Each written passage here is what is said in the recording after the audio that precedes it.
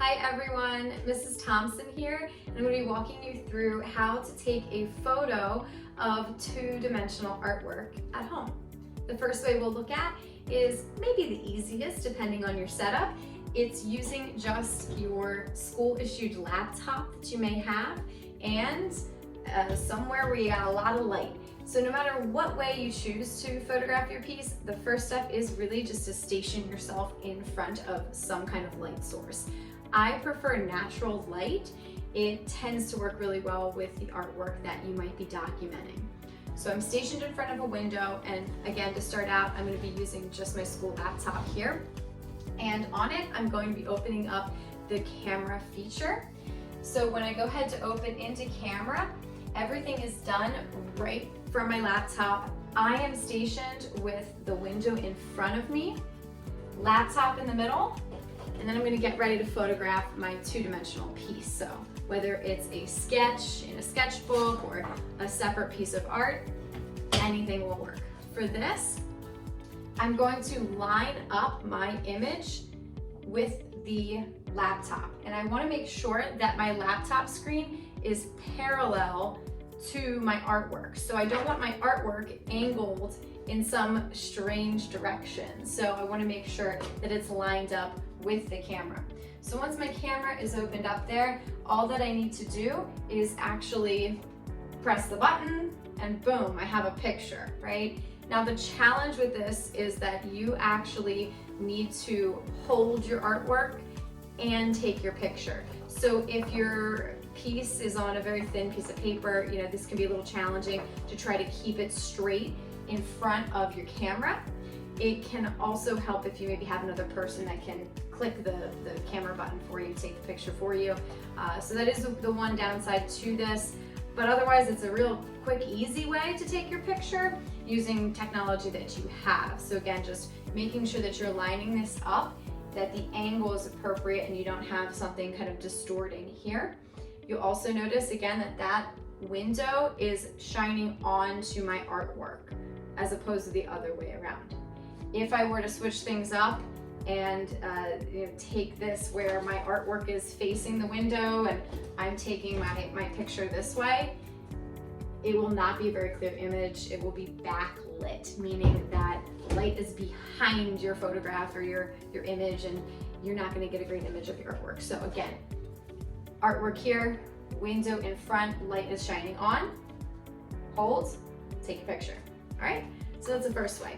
Now, another great way using your laptop is again, situated in front of your light source. You can take a photograph directly down at your piece. Depending on your laptop, you may be able to actually flip it into different positions. It's a little cumbersome if you were to try to line it up and take it this way. I wouldn't recommend that. But if you want to use another camera feature and take your picture like this, depending on what device you're working with, that's another option with the laptop. So obviously a laptop is a really nice, simple option for taking a photo of your artwork, but it might not be your favorite option. You could choose to use another camera. In fact, a camera like this, really nice professional camera, this would be wonderful and ideal for photographing work professionally, but when you're at home, you only have access to the things around you. So you might not have a camera like this, but you might have a phone.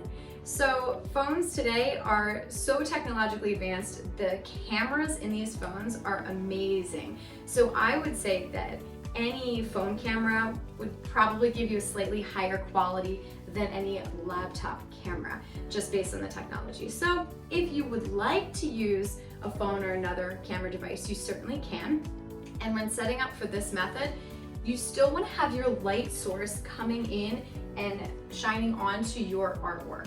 That is key no matter what device you're choosing to use to take your picture. When you set up this way, you still want to have your art piece towards the light source. That light's streaming in, hitting my piece. I'm then going to take my camera that I'm choosing and I'm going to line it up parallel to the table. So again, that angle is really important, just like with the laptop trick before. You don't want to have your camera angled in some different direction than the actual surface your piece is sitting on. So my piece is here, so I need to make sure that my camera is angled exactly above it, nice and parallel with the table, and then I can take my picture. The same would be true if you're using another camera. You would just want to make sure again that you are directly above the piece and that it is parallel to your artwork so that you don't have a distorted image. You want to keep a nice, clean picture that looks as accurate as possible to the original artwork. The next option you have for photographing your artwork at home involves a slightly different setup, but again, the most important part of the setup is still the light source. So in this case, my natural light coming in through the window, but this time I'm actually going to be stationed kind of in between that light source area and my artwork. So for this, you can use just any old cardboard box, or you might have a wall behind your area that you can kind of use to prop up your artwork. For instance, if it's something that kind of stands on its own, I can set it there. It will stand up on its own, being propped up against either the wall or propped up against that box. So in this case, I have an object that I really can just prop up on its own, and I'd be getting ready to take the photo at this point. You can see that works for other different objects that, although maybe two-dimensional, they may stand. For instance, this is a watercolor page that's actually on a block of watercolor paper, so I can prop that up against either my box or my wall. So once I'm ready to go, I'll prop up my piece. And again, in this case, you could choose to use a different camera. You could certainly use a laptop for this and kind of station across from it, take a picture. Again, I want to make sure that I'm angled parallel with the artwork. This time I have the light source behind me and the piece is in front. The benefit of this method is that you don't need to physically hold up your image and take a picture. So this allows you to have both hands there to operate your camera or your device that way. The last trick that I'll share with you as an option for photographing your artwork at home would still involve this box. This will come in handy. And this time you might be photographing a single piece of paper that maybe doesn't stand up very well on its own without falling down. So in this case, you could try to find some push pins, maybe some tape, something that you can use to actually attach temporarily your artwork to your box. I don't recommend doing this on your walls at home. You don't want to put tape on your walls and push pins and all that and potentially damage your walls. So for this, a box is really great. I've got my cardboard box. In this case, I'm just going to be using some push pins, and I'm going to very carefully attach my piece. When I do this, I'm trying to actually avoid punching right through my piece.